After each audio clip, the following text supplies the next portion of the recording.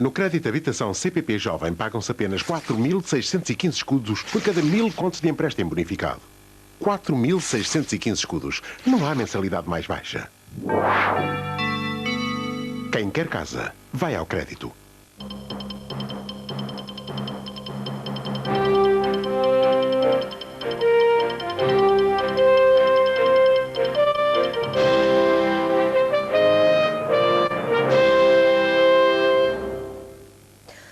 Boa noite. Terror na África Central. O Ruanda está sem lei nem ordem desde o assassinato do presidente na semana passada. Os relatos de execuções sumárias e de milhares de mortos nas ruas são agora confirmados com imagens brutais. Em Kigali, degladiam-se as tropas da Frente Patriótica e as Forças Armadas ruandesas. Uma guerra tribal onde ninguém escapa. São imagens chocantes que chegam de Ruanda e que confirmam relatos brutais que diariamente os correspondentes ocidentais a trabalhar naquela República Centro-Africana têm feito chegar. Execuções sumárias barbaramente praticadas quer por elementos da Frente Patriótica Ruandesa, mas também por milícias próximas da presidência.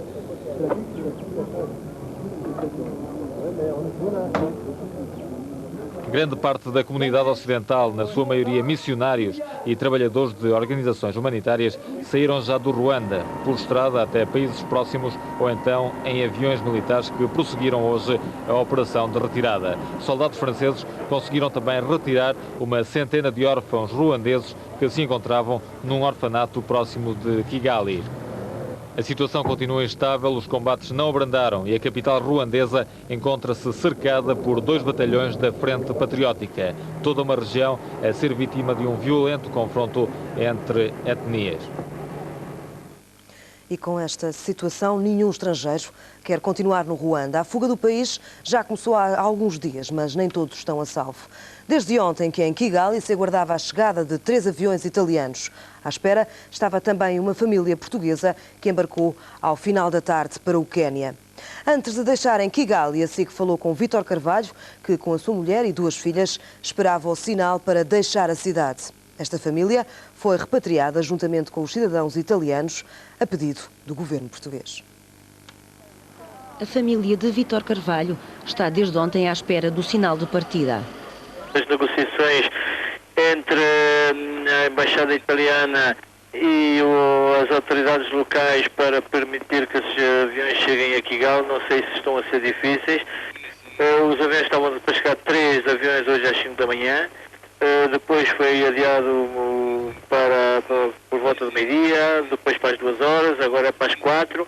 E as últimas notícias que eu tenho é que só chegam hoje só chega um avião por volta das 4 horas. A evacuação está a ser acompanhada por capacetes azuis. Uma luta contra o tempo é que as tropas rebeldes aproximam-se da capital do Ruanda. Nós ouvimos bombardeamento para o lado do aeroporto, é para onde nós vamos. Estamos a ouvir bombardeamento por todo o lado da vila. Há massacres por todo o lado, há mortes por todo o lado. Nós aqui estamos num bairro verdadeiramente privilegiado, porque é o único bairro que tem telefone, é o único bairro que tem luz, é o único bairro ainda que se pode circular, que vê carros circular, porque todas as outras zonas da cidade é só cadáveres no chão, é cortados aos bocados, é a população que está armada, são os olhos tirados com chaves de parafusos, é cortados os braços, é cortado o pescoço. Nos últimos 3 dias morreram mais de 25 mil pessoas.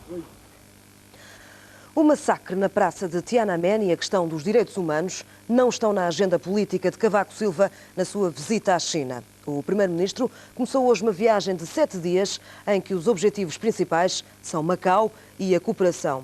E é por isso mesmo que esta é a maior e a mais importante delegação empresarial de sempre. Mas nem só de números se falou neste primeiro dia e Cavaco Silva foi recebido com todas as honras de um chefe de governo. 7 anos depois, Cavaco Silva regressa de novo a Pequim com pompa e circunstância.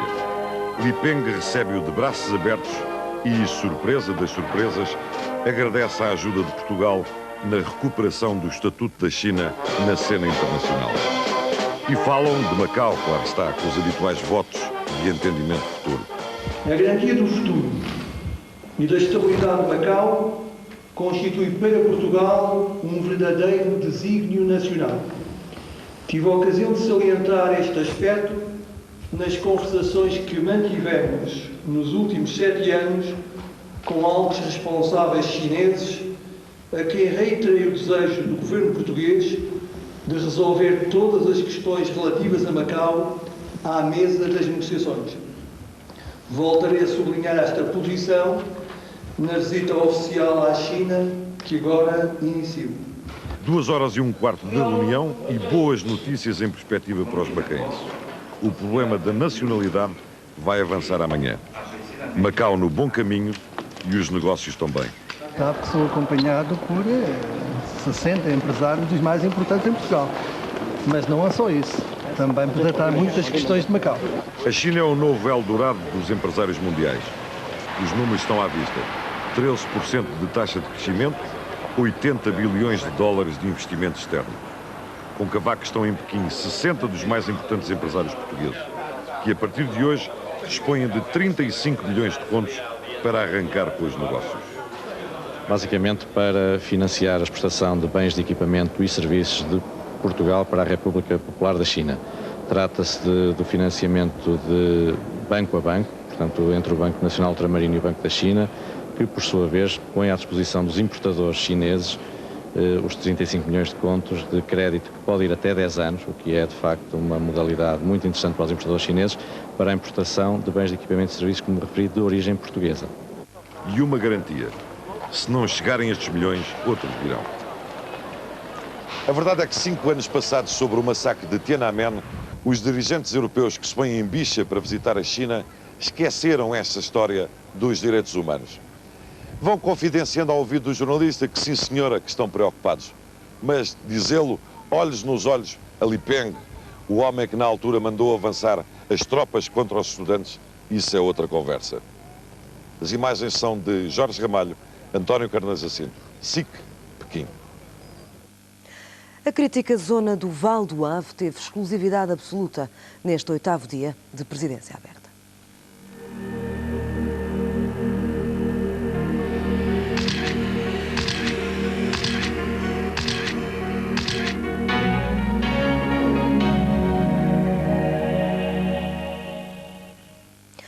Apesar dos esforços de revitalização, o Val do Ave tem ainda 37 mil desempregados e uma fábrica fechada já não é novidade. Os habitantes e as autarquias pedem agora um tratamento igual ao de Setúbal. Mas hoje, em Evidências, esteve uma manifestação ruidosa contra a nova estação de tratamento de resíduos urbanos. População e junta de freguesia foram queixar-se a Mário Soares, mas o presidente perdeu as estribeiras. O verniz estalou ao fim da tarde. O povo de Ribadave, freguesia comunista de Famalicão, foi fazer queixa ao presidente da novíssima estação de tratamento de resíduos urbanos. O povo chama-lhe lixeira. Os autarcas defendem o projeto. Eu penso que nesta situação só o futuro dirá quem tem razão. Mas o povo não quer esperar pelo futuro quando o presente não é risonho. Palavra puxa palavra e gera-se a confusão. Bem, mas é que eles falaram do aspecto técnico, Sr. Presidente, e nós não falávamos. O marido não quer, Olha, é um complemento, sabe, Sr. Presidente. Há uma coisa que nós nunca fizemos, ser arrogantes como o senhor é connosco. Bem, mas Sr. Presidente, não. Está encerrado o debate. Está encerrado. Assim não ouço nunca mais. Mas não ouço, porque os senhores não sabem computar democraticamente. Eu dei-lhes uma chance total. Sr. Presidente, certo? mas foi o que eles quiseram. Dei-lhe uma chance total, mas a senhora irritou-me. E aquele senhor irrita-me porque não sabe discutir com as outras pessoas. Eu não lhe chamei mentiroso, não disse que ele era provocador, não disse nada disso. E podia ter dito. Muito bem, Sr. Presidente. Podia ter dito. Vocês foram. Espera lá. Podia ter dito, porque os senhores começaram por não respeitar, por gritar, por insultar. Foi assim que os senhores começaram. Não, mas eu, apesar disso, ouvi-vos com muita atenção, com o maior respeito. E eu não tenho o direito de dizer coisas destas. Isto não tem. E o presidente que preside Dá por terminada a sessão, mas o povo ainda não tinha acabado e já se virava para a euroecologista Maria Santos. E você também sabe que recebeu o primeiro, a senhora que recebeu como dos verdes, foi a primeira a receber um relatório antes disto ser construído e o amarfanhou nas suas mãos e não nos mostrou aos seus camaradas de bancada. Às tantas, já ninguém se entendia. Soares é que não quis ouvir mais nada, a não ser a serenata das meninas da universidade que o aguardavam em Guimarães.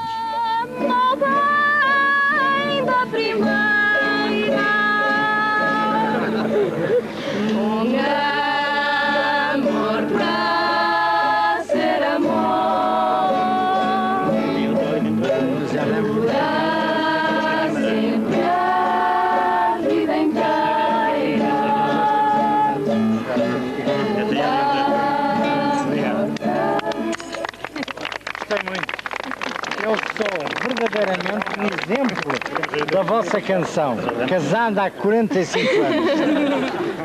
Mas sempre fresco, com 2 horas de atraso e muita estrada percorrida, o Presidente ainda guardou fogo para debater os problemas do maltratado Rio Ave. Algum mau ambiente hoje no Val do Ave, mas quanto ao rio, as perspectivas são animadoras. O projeto de despoluição vai arrancar já no próximo ano e conta com um orçamento de 20 milhões de contos. A ponte sobre o Rio Ave, em cima e em baixo, correm os problemas, uns mais particulares que outros. Trabalhei 47 anos e estou com 37 contos de reforma. 37, mas outros estão com 24. Pois é. Outros estão com 24. Eu escutei a volta de Zalândia e outros ganham muito menos do que eu. E que estão a ganhar mais do que eu, porque eu só meteu limitidade. Que é. Tudo vale quando o Presidente está de visita. Os dramas da região abrem mais a presidência. A freguesia de São Romão do Coronado está beirada de uma fábrica da tripa que veio de Matosinhos para lá, para a freguesia de Covelas. Portanto, é um cheiro horrível naqueles arredores que até as pessoas vomitam com o cheiro. O Presidente da Junta da Câmara de Matosinhos, o Sr. Narciso Miranda, foi que entregou isto ao Sr. Joaquim Couto, que ele fez o favor de levar para a nossa terra, que é uma vergonha.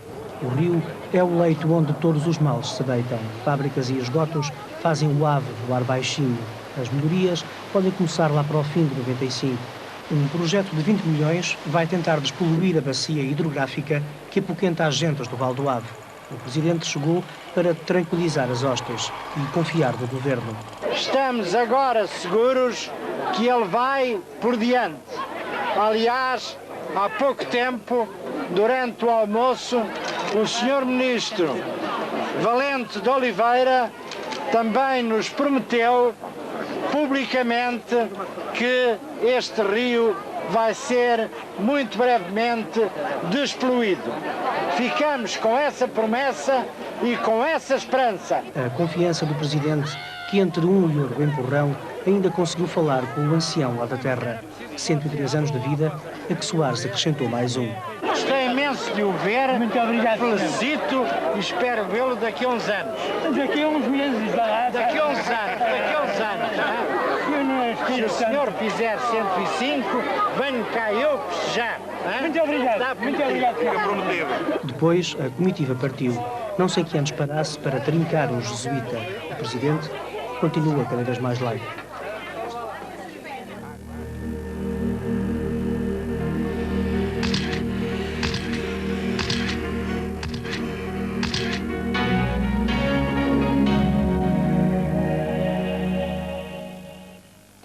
A pré-campanha para as próximas eleições europeias já está em marcha e o Partido Socialista apresentou hoje toda a sua equipa. É a primeira notícia da Síntese do Dia. Contra a vergonha, assumir o europeísmo é o mote socialista para as próximas eleições europeias. Hoje o PS apresentou a sua lista completa de candidatos a eurodeputados. António Vitorino, ex-juiz do Tribunal Constitucional, é o cabeça de lista e promete uma nova cruzada pela Europa. Já não é nem a primeira nem a segunda vez. Uma maré de peixes mortos voltou a invadir o Rio Lis. A praia de Vera de Leiria encheu-se de peixe morto. Tainhas e enguias provavelmente mortas por uma descarga poluente. Mais um acidente ecológico no Rio Lis. foi um aumento à socapa, nada mais, nada menos do que 14,5%, 3 vezes mais do que a inflação esperada este ano. A Gás de Portugal argumenta que a culpa é do dólar que subiu, mas esquece que ao mesmo tempo desceu o preço do petróleo e quem está a pagar e bem são os consumidores. Demitiu-se o primeiro-ministro argelino 7 meses depois de ter tomado posse e logo depois de ter entregue uma carta de intenções ao Fundo Monetário Internacional para a liberalização da economia argelina. A dívida externa da Argélia ultrapassa os 4.400 milhões de contos. Foi o segundo raid em 2 dias das Nações Unidas contra posições sérvias no leste da Bósnia. Esta tarde, um F-18 norte-americano bombardeou os veículos militares sérvios que atacavam a cidade de Goraz, uma cidade cercada há 13 dias. Vamos agora à revista de imprensa de amanhã. No Diário de Notícias, o principal título é sobre a visita do primeiro-ministro Cavaco Silva à China. O primeiro-ministro chinês Li Peng agradece o silêncio português em matéria de direitos humanos. A fotografia mostra Cavaco Silva a fazer a revista das tropas na Praça Tiananmen. No Jornal de Notícias e Público, os ecos da presidência aberta. A fúria popular no Val do Ave obrigou Soares a erguer a voz. O Ambiente faz também o título no Correio da Manhã. Poluição mata no Rio Lis. No Diabo, o destaque vai para os agentes que espiam sindicalistas e estudantes. O Procurador-Geral da República permite ao SIS infiltrar-se nas associações de estudantes e sindicatos. No Diário Económico, as notícias do mercado monetário. O Banco de Portugal terá novamente de injetar liquidez para evitar a subida das taxas de juros. A primeira página do Dia dá o destaque às cenas de horror que se vivem no Ruanda, o inferno da guerra civil.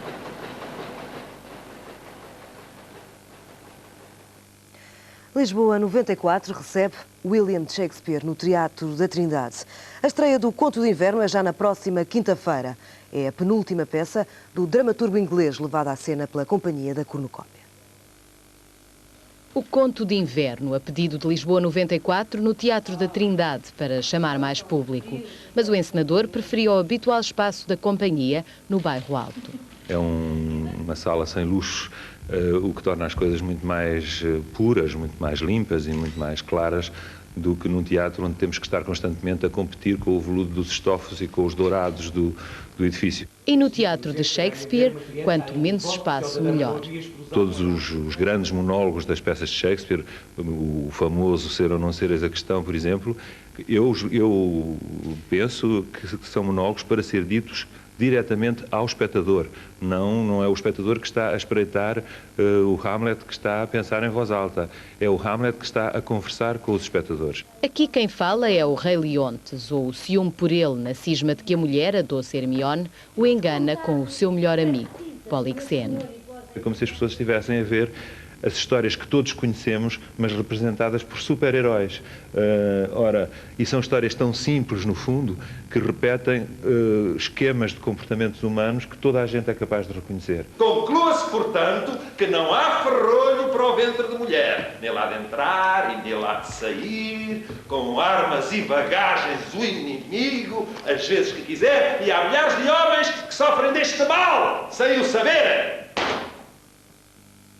E o último jornal fica por aqui. Na informação desportiva segue já a seguir com Jorge Gabriel e os donos da bola. Boa noite e até amanhã.